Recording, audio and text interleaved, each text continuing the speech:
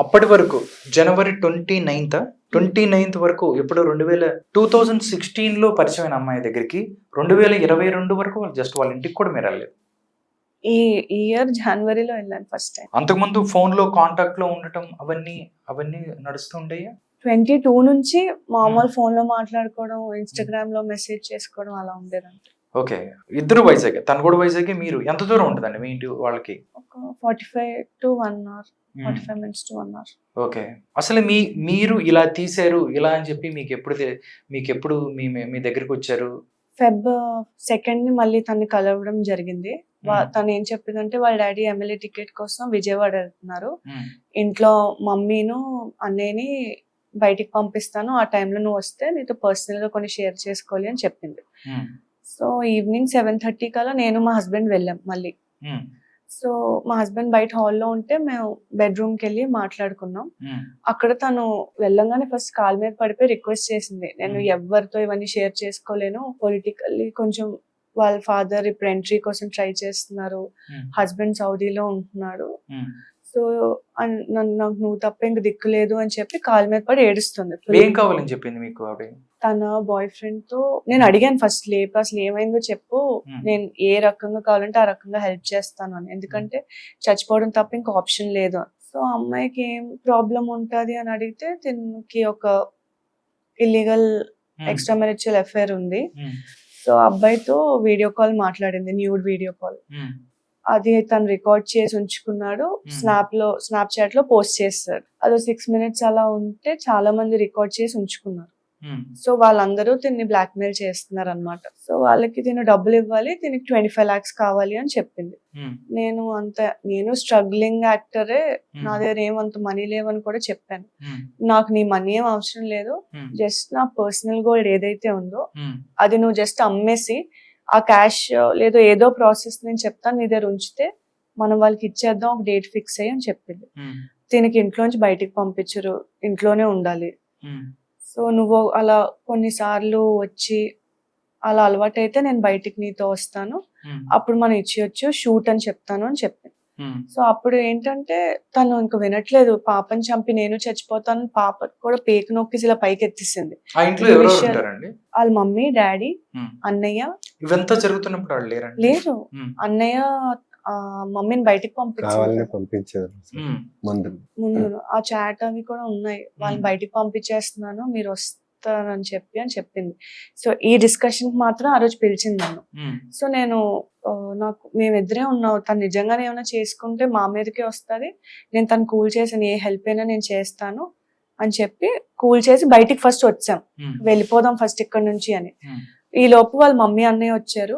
తను అసలు లోపల తీసుకెళ్ళి నాతో మాట్లాడినట్టు కూడా లేదు, నార్మల్ గా ఉంది, సైలెంట్ గా, అసలు ఏడ్చినట్టు అలా ఏం బిహేవ్ చేయలే. సరే నార్మల్ అయిపోయిందేమో అనుకున్నా, వీరితో కాసేపు మాట్లాడి కిందకి వెళ్ళిపోయాము. కిందకి డ్రాప్ చేయడానికి తను వచ్చింది, సెండ్ ఆఫ్ ఇవ్వడానికి. సో అప్పుడు ఏం చేసిందంటే పాపకి తనకి మధ్యలో ఆ ఖజానా పౌచ్ లో యాక్చువల్లీ గోల్డ్ అమ్మ పెట్టమని చెప్పింది. అది ఆ పాపకి తనకి మధ్యలో పెట్టుకొని కిందకి తీసుకొచ్చి కార్లో పాపని కూర్చోబెట్టి ఇలా పడేసింది అనమాట పర్స్ ని. సో అక్కడ నాకు ఇంకే స్పేస్ దొరకలేదు, అంటే అది తన పర్సనల్ సీక్రెట్ నాకు చెప్పింది. మా హస్బెండ్ కూడా నేనేం చెప్పలేదు, పక్కనే ఉన్నా, చూడలేదు అసలు. ఈ అమ్మాయిలు ఏదో మాట్లాడుకుంటున్నారు అనుకున్నట్టే ఉన్నారు. సో అప్పుడు ప్లీజ్ ఎలాగైనా హెల్ప్ చేయని సైక్ చేసింది. సరే చేస్తాను నేను చెప్పాను, వెళ్ళిపోయాం అక్కడ నుంచి. సో తర్వాత నుంచి Feb 3rd 10 lakhs అమ్మమ్మని చెప్పింది. సో కృపా మార్కెట్ అనే ప్లేస్ ఉంటది, అక్కడికి వెళ్ళి అమ్మాను. దాని తర్వాత నేను చెప్పాను అనమాట, ఫిబ్రవరిలోనే పెళ్లి అది ఉంది, నేను వెళ్తాను, గోవా కూడా వెళ్తున్నాము ఫ్యామిలీతో ట్రిప్ కి అని చెప్తే, ఇంత షార్ట్ టైమ్ లో డబ్బులు కూడా ఇంకెవ్వరు ఎవరు నాకు తెలియదు ఏ ప్లేస్ లో ఇస్తారో. తను ఏం చెప్పిందంటే Feb 6th కి అలా లలితాలో ఓల్డ్ గోల్డ్ ఎక్స్చేంజ్ చేస్తారు, బిల్స్ అవి ఏం అడగరు, నాకు విత్ బిల్ 10 lakhs ప్రూఫ్ తో నాకు గోల్డ్ కావాలి, ఎక్స్చేంజ్ చేసి అని చెప్పింది. అసలు నాకు అర్థం కాలేదు, ఇది కొంచెం రిస్క్ లా ఉంది అని చెప్పి వాళ్ళ ఇంటికి వెళ్ళాను Feb 6th మాట్లాడడానికి. వాళ్ళ ఇంట్లో మాట్లాడి కిందకి వచ్చి మేము మొత్తం డిస్కస్ చేసి వెళ్ళు మార్చి ఏం అవ్వదని చెప్పింది. మా మమ్మీ నేను వెళ్ళాం ఆ రోజు. సో లలితాకి వెళ్ళి ఎక్స్చేంజ్ చేసాం 10 lakhs. ఇంకా తనకి 25 lakhs కావాలి కదా, ఇంకొంచెం గోల్డ్ ఉంది, అది 6,10,000 వర్త్ అనమాట. అది లాస్ట్ లో అమ్మాయికి తెలిసింది. ఇవన్నీ ఏంటంటే ఒక పర్సన్ కి ఇవ్వాలని కాదు, ఎవరు బ్లాక్ మెయిల్ చేస్తున్నా నాకు అవి ఏం చెప్పలేదు. సెపరేట్ ఫోన్ మెయింటైన్ చేస్తారు సీక్రెట్ గా. సో తను ఎలా అంటే తను ప్రీ ప్లాన్డ్ గానే ఉంది. ఇప్పుడు నన్ను ఇరికించాక అర్థమైంది. కదండి. ఇప్పుడు సాధారణంగా నేను ఒక సమస్యలో ఉన్నానంటే నేను గోల్డ్ అమ్ముకొని ఏదన్నా బయటపడటానికి చూస్తాను గానీ, మిమ్మల్ని ఇరికించాల్సి అవసరం ఏమొచ్చింది? అదే నాకు తెలీదు. ఇలా చెప్పింది లలితాలో ఎక్స్చేంజ్ చేశాను. హ్మ్. ఆ గోల్డ్, ఆ డబ్బులు ఏం చేశానంటే నేను మా మమ్మీ వాళ్ళ ఇంట్లో పెట్టాను. మాకు సీసీటీవీ లేదు అపార్ట్మెంట్ కి. ఊరు కూడా వెళ్తున్నాం కదా అని మమ్మీ దగ్గర పెట్టాను నేను అవి. ఎంత పెట్టారు? క్యాష్ ఏదైతే ఉందో అండ్ గోల్డ్ ఏదైతే ఉందో అక్కడే పెట్టేస్తాను. తర్వాత షూట్ అని చెప్పి తను ఏదో రోజు బయటకు వస్తాను అనింది. Feb 18th కి గోవా నుంచి మేము రిటర్న్ వచ్చాం. సో మధ్యలో అంతా చాట్ చేసింది ఈ షూట్ కి అని చెప్పి, ఇంట్లో మేనేజ్ చేస్తాను, 2 days మనం బయటకు వెళ్దాము, హైదరాబాద్ బెంగళూరు వెళ్ళి నా లైఫ్ సెటిల్మెంట్ చేసుకుంటాను, సౌదీ వెళ్ళిపోతాను అని చెప్పింది. సో 18th 19th మళ్ళీ వాళ్ళ ఇంటికి వెళ్ళాం, మొత్తం డిస్కస్ చేసాం. ఎలాగైనా పాపకి పాలు మానిపించేస్తాను అని చెప్పి, నీతో 2 days బయటకు వచ్చేస్తాను, సాంగ్ షూట్ ఇంట్లో అదే చెప్తాను అని చెప్పింది. సో ఈ ప్రాసెస్ లో నేను వాళ్ళ ఇంట్లో అలవాటు అయ్యాను కదా, సరే అని చెప్పి ఆ 19th కలిసాం. 19th తర్వాత నాకు హెల్త్ బాగాలేదు. 20, 21, 22 నా మెసేజెస్ కూడా ఉన్నాయి. నాకు లూజ్ మోషన్స్, ఫీవర్, మనం కొంచెం డిలే చేద్దాం షూట్ అని చెప్పి, నేను అదే మా కోడ్ లాంగ్వేజ్ అన్నమాట.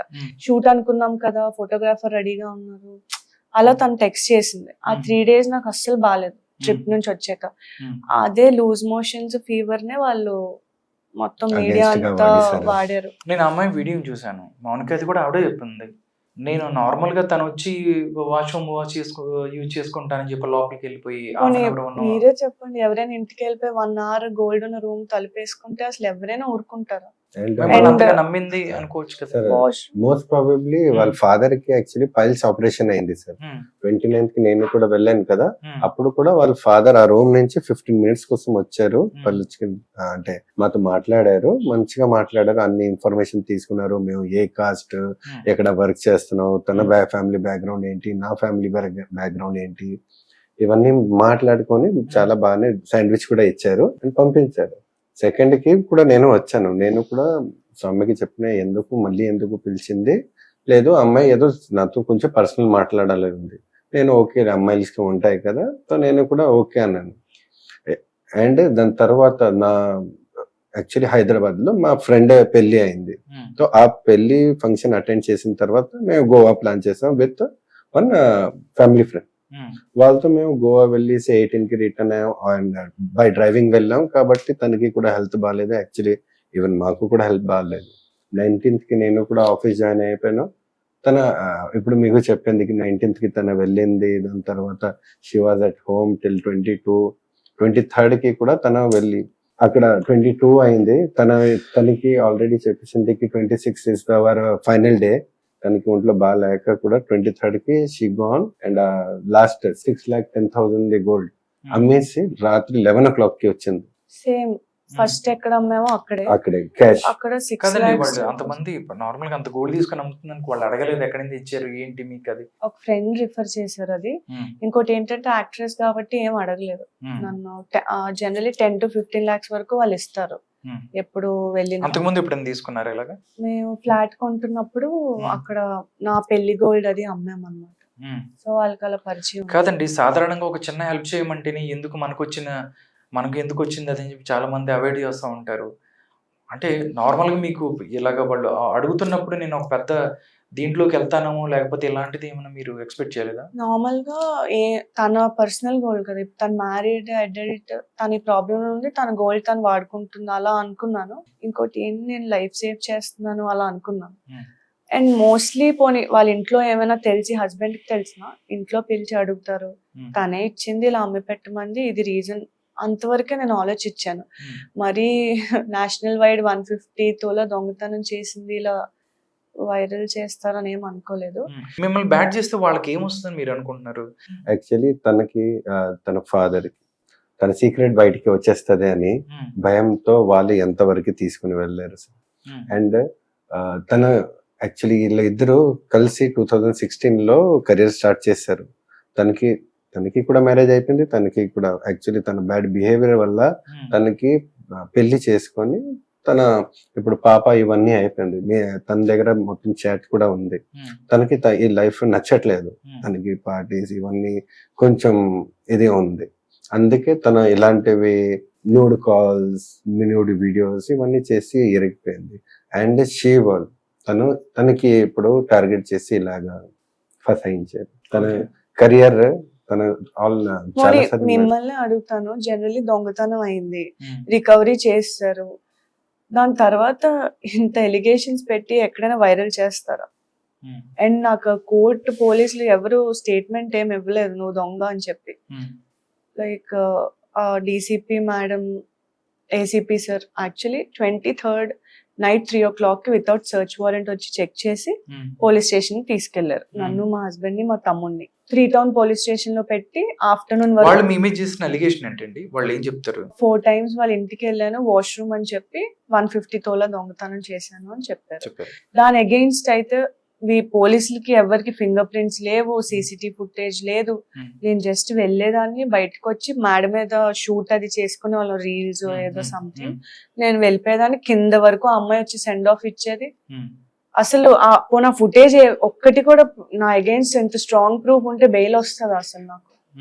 అండ్ బెయిల్ వచ్చిన తర్వాత కూడా రిమాండ్ లో ఉంది అని చెప్పి వాళ్ళ డాడీ స్ట్రాంగ్ గా అందరు మీడియాకి, నేషనల్ వైడ్ మీడియాకి వెళ్ళలేదు అసలు, అరెస్ట్ చేయలేదు, కస్టడీలో ఉంచారు 23rd నుంచి March 1st వరకు. ఫోన్ అది తీసుకొని నేను మీడియాకి అప్రోచ్ అవ్వద్దు అని, అడ్వకేట్ ని పెట్టుకోకూడదు అని, అంటే నాలెడ్జ్ కూడా లేదు నాకు.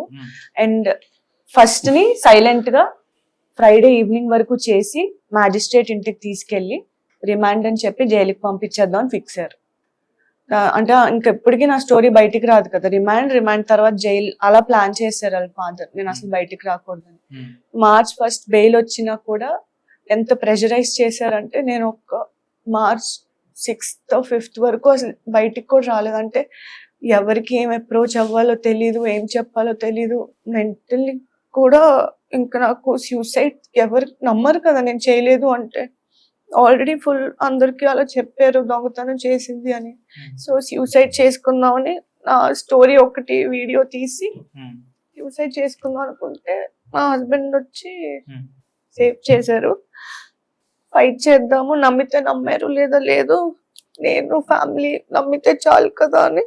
తనకి తన సరౌండింగ్స్ లేకపోతే వైజాగ్ లో మీరు ఎప్పుడు ఎవరికైనా అడిగితే మా గురించి, సౌమ్య గురించి, దే కెన్ టెల్ యూ కి మేము ఎంత ప్యూర్ గా ఉంటాం, ఎంత నిజాయితీగా ఉంటాం.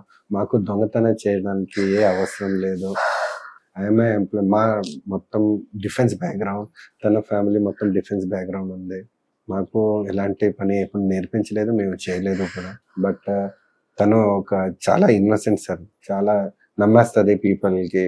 తన ఒక పాప కోసం అక్కడ ఒక ఫ్యామిలీకి సేవ్ చేయడానికి, తనకి హెల్ప్ చేయడానికి ఎంతలాగా చేస్తే, అదే ఫ్యామిలీ తనకి ఎప్పుడు ఇలాగ ఫసాయించారు, ఎంత హెరాస్ చేశారు. అందరి దగ్గర మా ఫ్యామిలీ రెప్యుటేషన్, రెస్పెక్ట్ అన్ని పోయింది సార్.